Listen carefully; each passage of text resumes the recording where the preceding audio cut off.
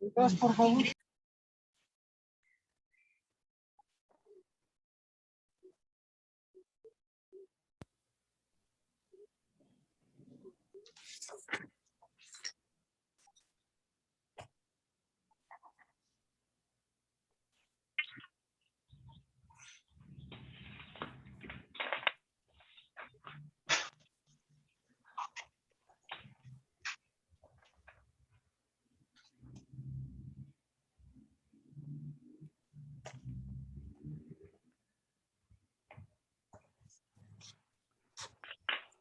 Muy buenas tardes.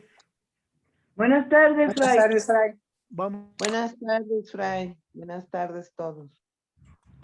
Buenas tardes todos. Buenas tardes, Hola. Fray Javier. Hola, buenas tardes.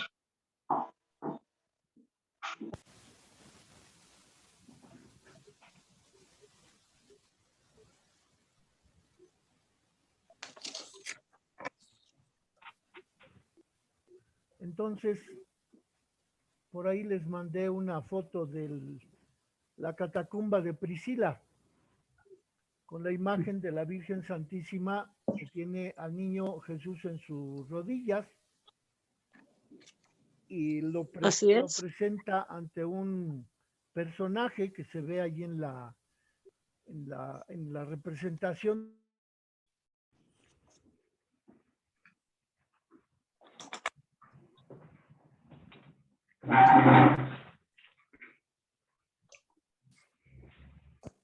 ¿Cómo cuánto, perdón, Fray, como cuánto tiempo tiene ese hallazgo, bueno, de las catacumbas? Pues vea usted que las catacumbas se abrieron después del edicto de Milán del emperador Constantino en el año.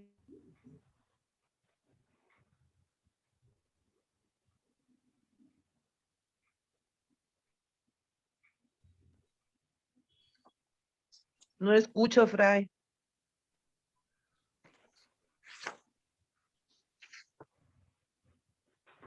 Sí, no se escucha, parece que ya se apagó su micrófono, Fray.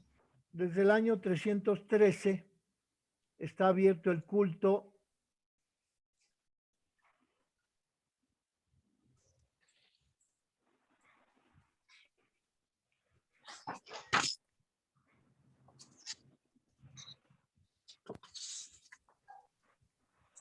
Fray, no se escucha. En la actualidad se celebran misas solamente de vez en cuando.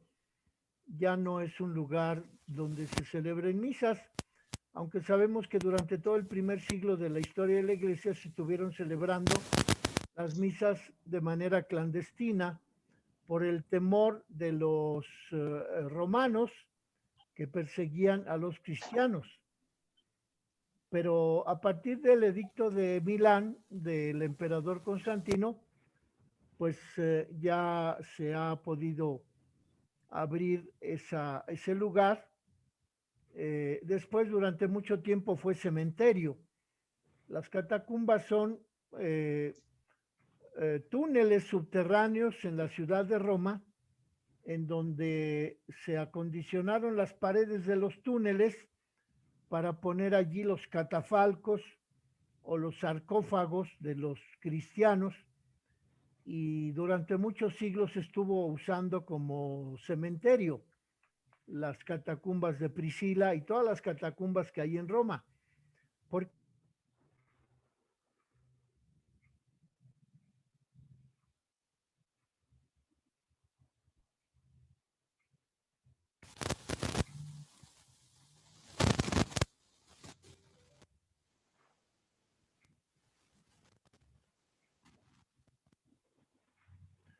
de modo pues que durante muchos siglos estuvo celebrando allí la Santa Misa de manera escondida, de manera oculta, para evitar que los cristianos fuesen tomados presos y echados a las fieras.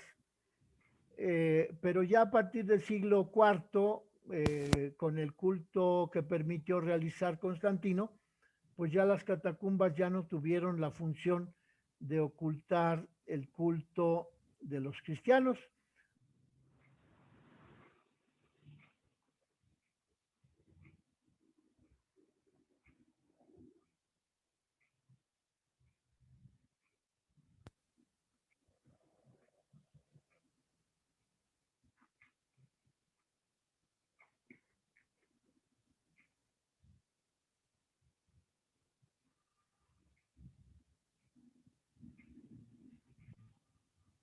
Ya no se escucha, Fray.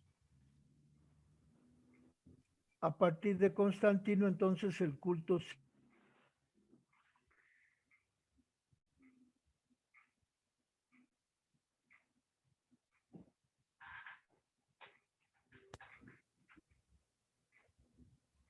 en las basílicas de la ciudad.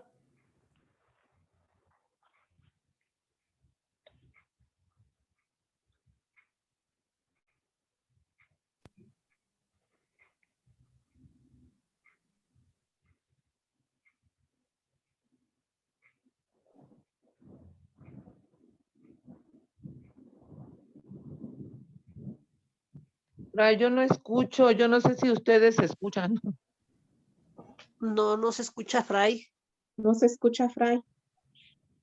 Yo creo que tiene un corto su micrófono, porque de repente se va y regresa. Sí, así es. Yo tampoco escucho. ¿O le está fallando la señal? No, yo creo que se mueve y ahí tiene un falso contacto el cable del micrófono. Bueno, parece que ya me escuchan. Ahorita sí. Ya. Sí. Ah, qué Lo bueno. que pasa es que está cortando. De Bueno, repente se corta, pero ahorita sí lo escuchamos. Aprovechamos. entonces continuamos con la explicación. Les decía que las catacumbas se abrieron al culto cristiano ya después de Constantino. En fin, esa imagen solamente es para mostrar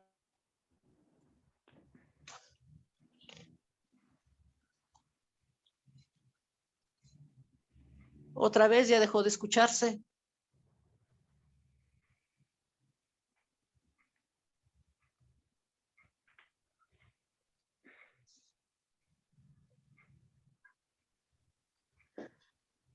Tal vez también Fray, ya sea por les- la lluvia. Por acá está lloviendo.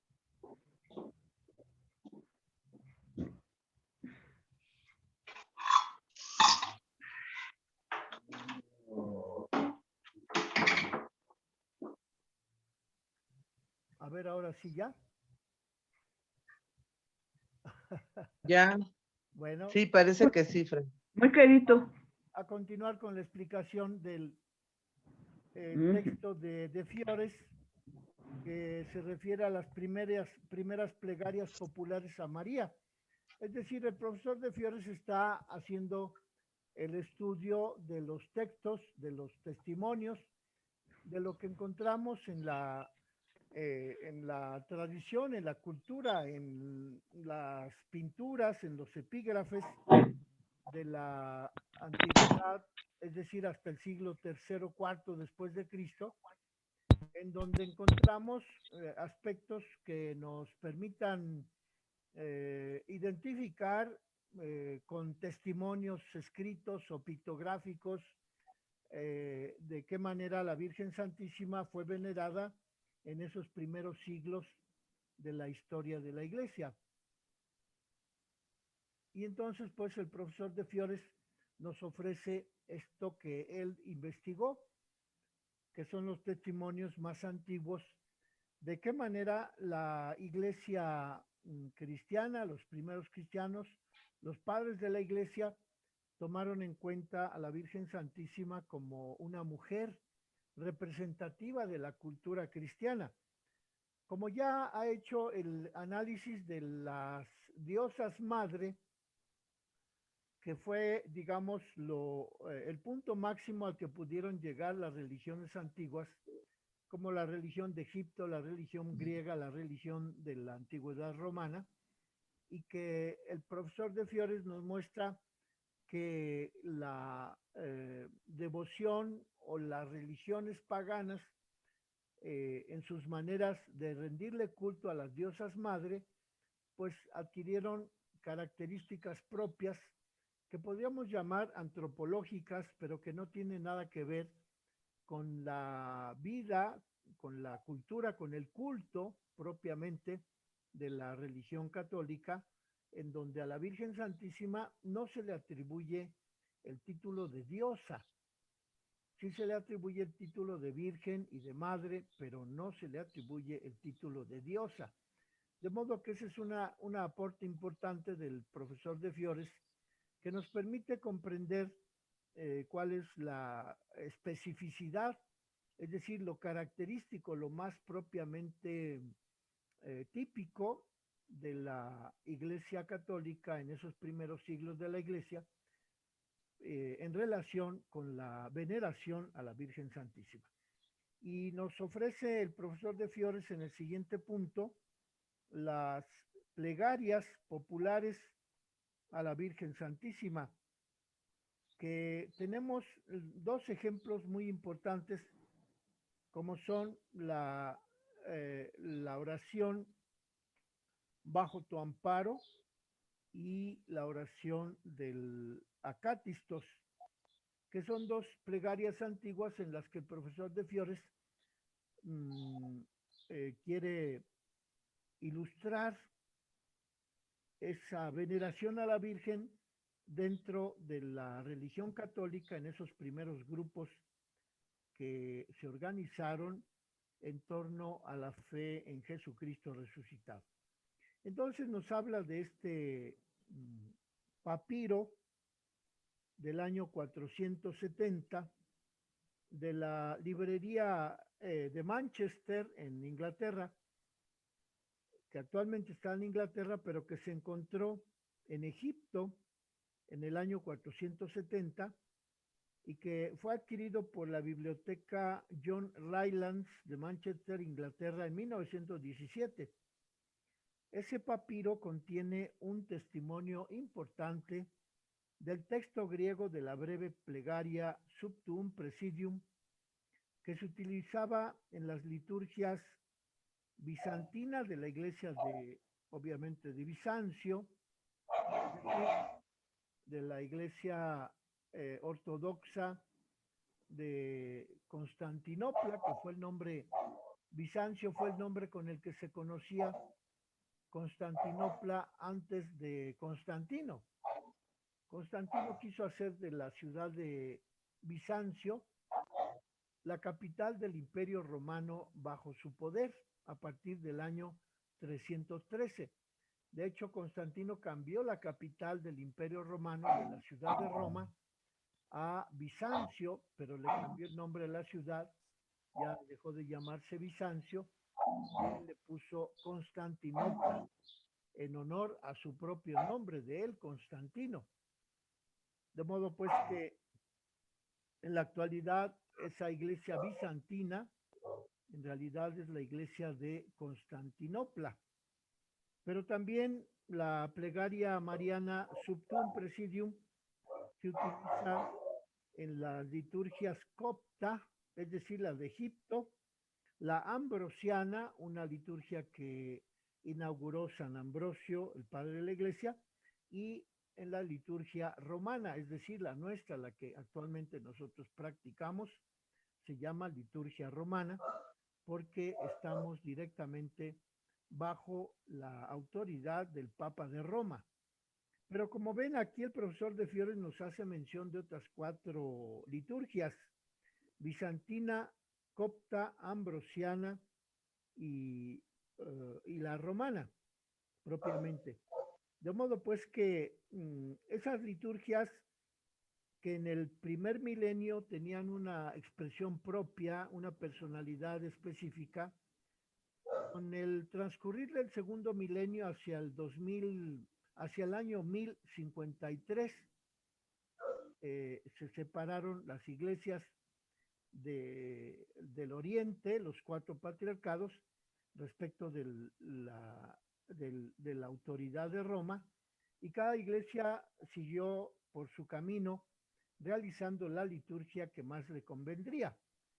Si se acuerdan, los que fuimos a visitar la iglesia ortodoxa de la calle de, ahí la que está frente al Hospital Dalinde, que visitamos una vez, nos decía el párroco o el padre que atendía ahí la iglesia, nos decía que ellos tenían la liturgia ambrosiana, que inventó San Ambrosio allá en el siglo III y que ellos pues no la han cambiado hasta el día de hoy.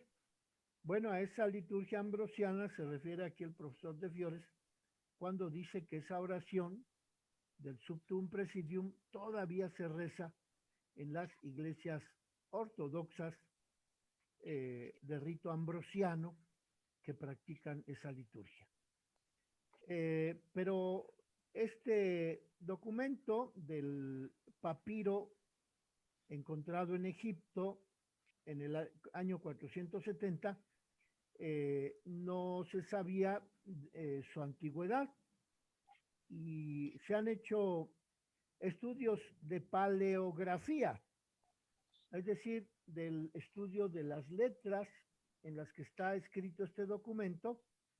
Paleos, grafein significa la escritura antigua, de modo pues que por medio de estudios paleográficos se ha llegado a determinar que ese documento es del año 470 y no es posterior al siglo III.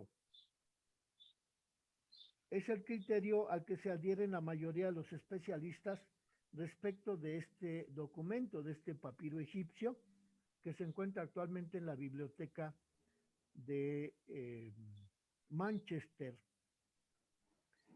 El profesor Gian Berardini, que también es un profesor de la Facultad Teológica Marianum, propone un texto, una traducción de esa oración cuyo original está en griego y que se encuentra escrita en griego en ese papiro.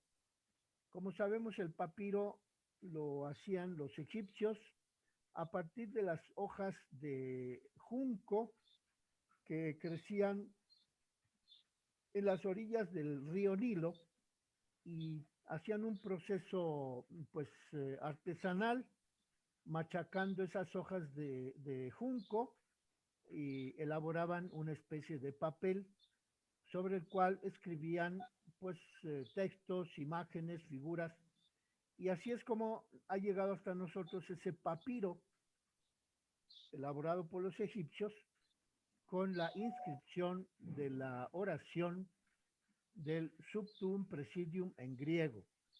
De modo pues que la traducción que nos ofrece el profesor Gian Berardini de ese texto griego es como sigue: bajo tu misericordia nos refugiamos, oh Madre de Dios, Theotokos, no deseches nuestras súplicas en medio de la necesidad, sino líbranos del peligro, tú que eres la única casta, la única bendita.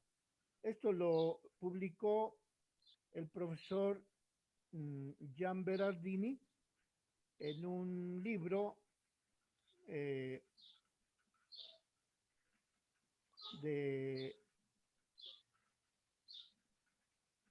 1969, en donde se publica la traducción de ese papiro egipcio escrito en griego. Y entonces dice el profesor de Fiores que esta oración tiene 3 elementos. Está estructurada en 3 ámbitos. Primero, la invocación.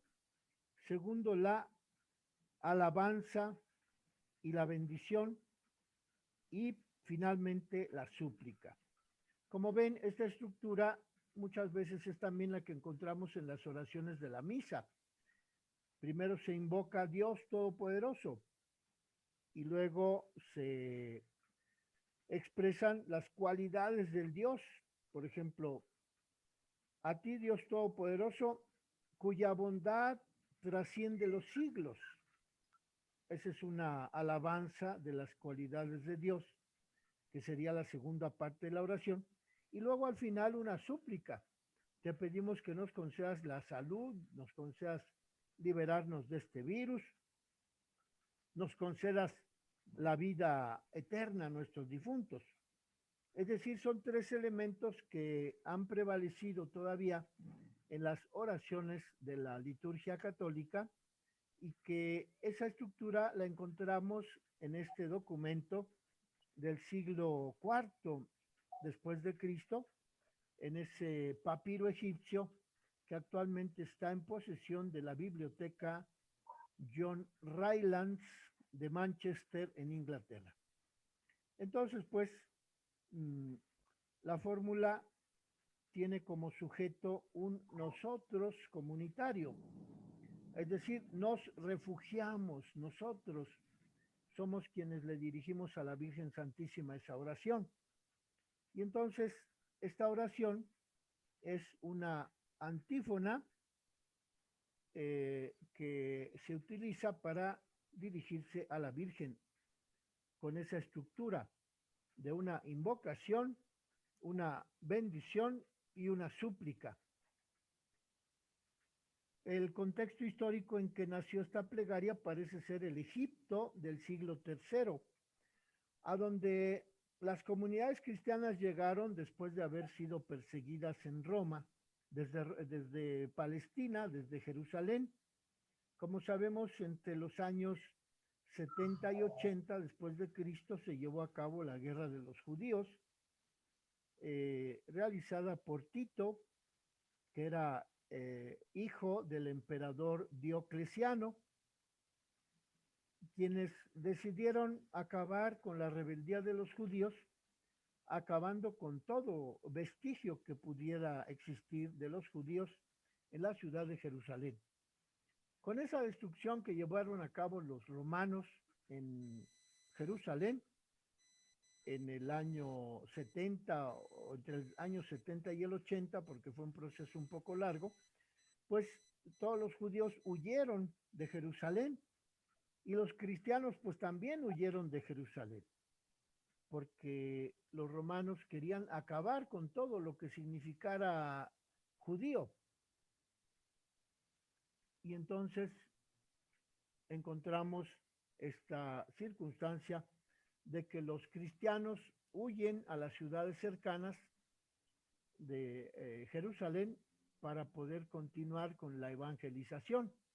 Una de esas ciudades pues fueron las ciudades de Egipto, concretamente lo que hoy conocemos como la capital, el Cairo, pero las otras ciudades también egipcias, y desde luego Alejandría, que está en el norte de Egipto, en la costa del Mediterráneo, en todas esas ciudades del antiguo Egipto, hasta el siglo IV, encontramos la diáspora, lo que se llamó la diáspora de los judíos de la ciudad de Jerusalén, que querían conservar la vida y que por eso huyeron de la ciudad de Jerusalén, a donde los romanos llegaron para arrasar con todo, matar a todos los judíos que encontraran.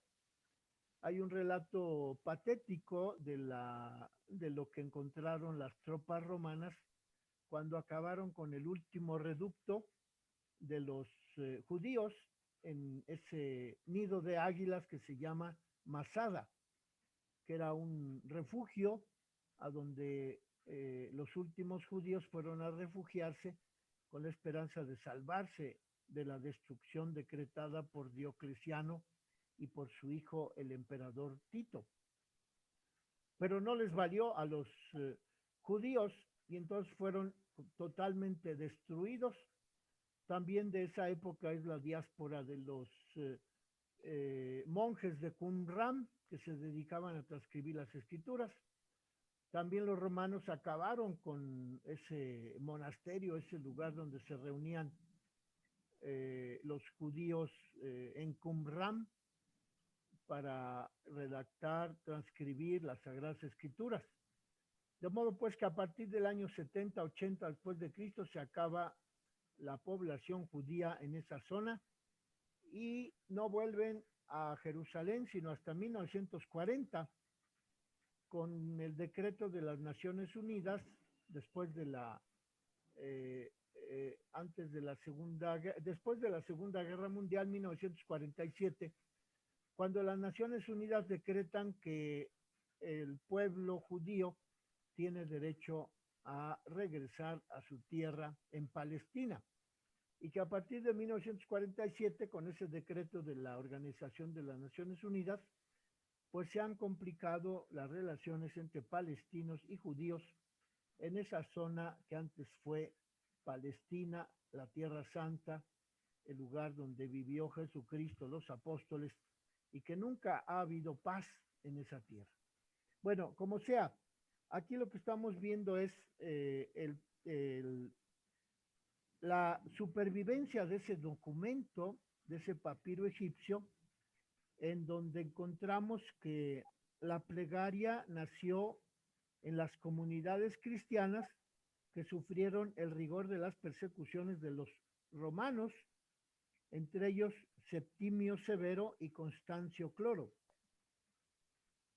Aproximadamente un siglo más tarde, María intercesora ante Cristo se halla representada en una obra cuyo origen se sitúa en la zona de Alejandría. Encontramos también a Gregorio Nacianceno, que hacia el año 390 nos ofrece el testimonio de cómo se invocaba a la Virgen Santísima. Hacia fines del siglo III, la joven Justina, martirizada en tiempo de Diocleciano, elevaba súplicas a la Virgen María para que la ayudase porque también ella era virgen. Justina era virgen e invocaba a la Virgen María para que la salvara de la persecución de Diocleciano. Gregorio Nacianceno nos habla de que en esa época, bajo el imperio de Diocleciano, se podía celebrar el culto cristiano solamente en las casas particulares, porque todas las iglesias estaban cerradas. La casa particular donde se celebraba la Santa Misa se convirtió en un santuario gracias a las curaciones que la Virgen Santísima realizaba al ser invocada por los enfermos, y esa casa particular de la que nos relata el padre de la iglesia, Gregorio Nacianceno, esa casa particular se convirtió en la iglesia de Santa Anastasia en Constantinopla.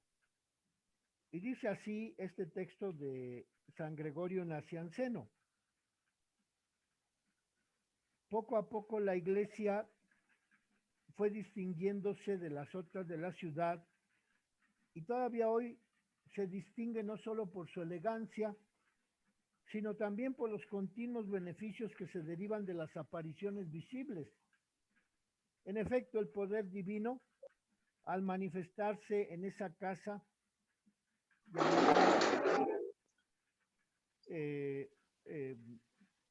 de Santa Anastasia, el poder divino se manifestó ahí cuando la gente está en oración, y con frecuencia la imagen de la Virgen, el poder divino, viene en socorro de los que están atribulados o buscan la salud de alguna enfermedad a causa de algunas desgracias que hayan sucedido en su familia. Se cree que el poder divino que hace su aparición es la Santa Virgen María, Madre de Dios, de quien se afirma que ella es la que suele aparecerse. Este es un documento de San Gregorio Nacianceno que nos da el testimonio de cómo se veneraba a la Virgen en esa casa a partir del testimonio de la joven Justina. Y como San Gregorio Nacianceno era obispo de Constantinopla, podía celebrar el culto en una casa particular y esa casa particular después se convirtió en la iglesia de Santa Anastasia, allá en Constantinopla. De todos modos, pues ya tenemos esos dos testimonios del culto que le rendían los cristianos de la primera época de la iglesia, todavía bajo el imperio de los romanos, de los césares, de Diocleciano y los otros que después le siguieron, y que persiguieron a los cristianos solo porque no podían celebrar el culto al Dios verdadero, ya que los romanos exigían que se les rindiera culto solamente a los dioses romanos.